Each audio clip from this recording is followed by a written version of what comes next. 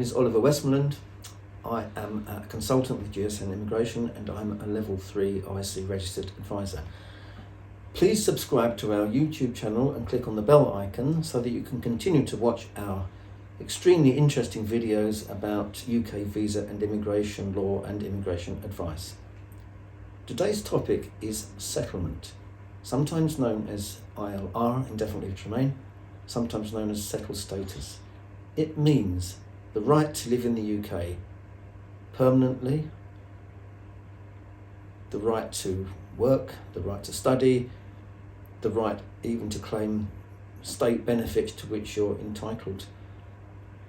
Settlement comes in, as I say, different ways, different forms, and also, let me tell you something quite interesting, well, I think so. There is a 10-year route to settlement. There are various 5-year routes to settlement. Not everybody knows there are 3-year routes to settlement and even 2-year routes to settlement. And some people can actually apply for indefinite leave to enter. They can obtain settlement even from abroad. So as soon as they come to the UK, they're already settled. Now, it's quite a big, complicated subject. Let me just go through it briefly. 10-year route to settlement. This is where a person has spent 10 years in the UK lawfully on any kind of visa or any combination of visas. Any combination of visas, including visitor visa even. After 10 years of continuous lawful residence, and assuming that all the requirements, various requirements are met, a person might be able to apply for settlement on that basis. In many cases, somebody on a family visa, a work visa, even on asylum leave or humanitarian protection leave can apply for settlement after 5 years. Special people who hold a tier of an entrepreneur visa and have done extremely well in their business, they might be able to apply for settlement after just 3 years. Similarly, tier 1 investors who've invested £10 million in the UK may be able to acquire settlement in just 2 years. A few categories, such as adult dependent relative, they can apply for a visa from outside the UK. And if this application is successful, they are granted, as I say, indefinite leave to enter, so they get settlement immediately. There are a few other routes as well. It's the private life route to settlement, usually and typically after 10 years on private life route, it may be possible to apply for settlement. These are the main routes and methods by which someone can obtain settlement in the UK. Another potential route to settlement is the domestic abuse, or sometimes known as the domestic violence visa. This is a different and difficult application. However, if it's successful, the applicant is granted settlement immediately. Now, it's difficult to give a list of requirements for all different types of settlement because they're all pretty much different from each other. But let me tell you that most settlement applications, not all, but most settlement applications have an English language requirement. Most, but not all, have a life in the UK test requirement. Most have a requirement that you mustn't have been outside the UK for too long in the period. Now, this varies from visa to visa, but a common pattern with working visas and family visas, particularly with working visas perhaps, you shouldn't have been outside the UK for more than half the qualifying time. You shouldn't have been outside the UK for more than half the time in that five-year period. Family visas, like spouse, civil partner, unmarried partner, there's a similar rule, but it's not so strict and it's not so mathematically definable. But if you spent too much time outside the UK, certainly if you spent more than half, and perhaps even if you spent less than half, you may have been deemed to have spent too much time outside the UK. Family rules are rather difficult. Working visa rules are easier to understand, that they have more of a mathematical requirement. Another thing, if you have criminal convictions, this could fatally damage your settlement application. If you do have criminal convictions, you need to talk to your immigration advisor, your lawyer, to find out whether it's going to be fatally dangerous to your application.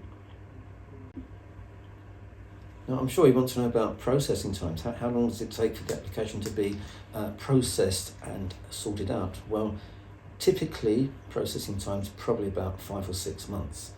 Sometimes it takes longer. Sometimes you might want to try and chase it up. You might want to get your local MP to chase it up. Typically, as I say, 5 or 6 months. You would be pleased to know that however long it takes for the application to be processed, your immigration leave will stay the same. Your conditions and entitlements will stay the same. Even if it takes months and months for the application to be processed, you will retain the same immigration status. Nothing bad will happen except that you're going to get very impatient. The fee for settlement applications is always the same, £2,389, and there is a fee for biometric details, getting your biometric card, which is a modest fee of only £19.20. Those who are applying for settlement who hold asylum leave or humanitarian protection, there are no fees. And let me tell you something else. 2,389 sounds quite a lot. However, there is a compensation. Applicants for settlement don't have to pay the IHS immigration health surcharge fee, so it's not as bad as it might be otherwise. Mr. Shah, I'm going to take some questions about this. Please fire away. Perfect. Thank you so much for this useful vlog and giving us so much information about different routes to ILR. One of the questions I have received from a gentleman saying his mother is struggling with life in the UK test. She's attempted the test 3 times and unfortunately she's failed. He wants to find out if there is any exemption about life in the UK test. What age is the mother, do you know? He hasn't mentioned, I'm afraid.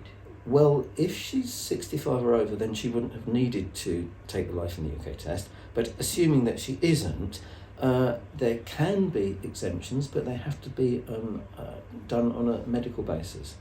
If a medical practitioner can give good reasons why she suffers some illness or disability such that it's going to be too difficult and unreasonable for her to have to pass the test, if good written evidence can be obtained to that effect, she could be exempted. I can't guarantee it, but it's certainly a possibility. Great. Another question we have is about CCJ. Someone who wants to apply for indefinite leave to remain has mentioned that they have a CCJ on their record due to non-payment of a debt. Does this have any impact on their ILR application? I would say probably not. Okay, perfect. Now we've received another question from someone who says they're on a family visa and they've been told that they're on a 10 years route to settlement. They're a bit confused and don't understand what is the difference between 5-year route to settlement and 10 years route to settlement. This person probably holds a spouse visa or a civil partner visa or a married partner visa. The way that it works, if you satisfy all the requirements from the outset, you go on to the 5-year route to settlement.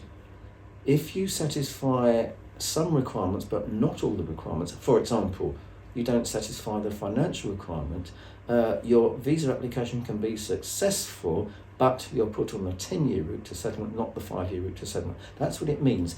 You can actually switch from the 10-year route to the 5-year route if your situation and circumstances improve.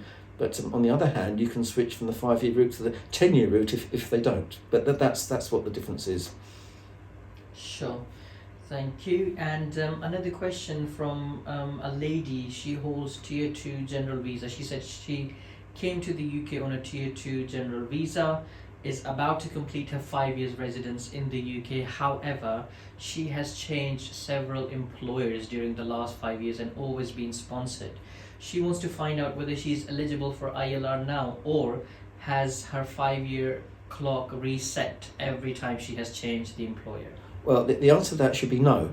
As long as everything has been done well and properly, as long as the visa history has been done properly, as long as she was continuously lawfully resident during that 5 years, the change of employer should not affect her settlement application.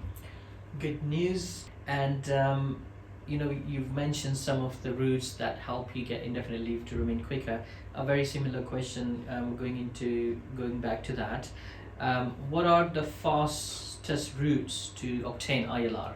I can tell you the fastest route, or the fastest routes, but if you don't engage that route, it may be of only academic interest to you, but the really fastest route is indefinite leave to enter, for example, for adult dependent relative. In this case, entry clearance is granted on a settlement basis, but I mean, you would only qualify for that if you met the various detailed requirements for that visa.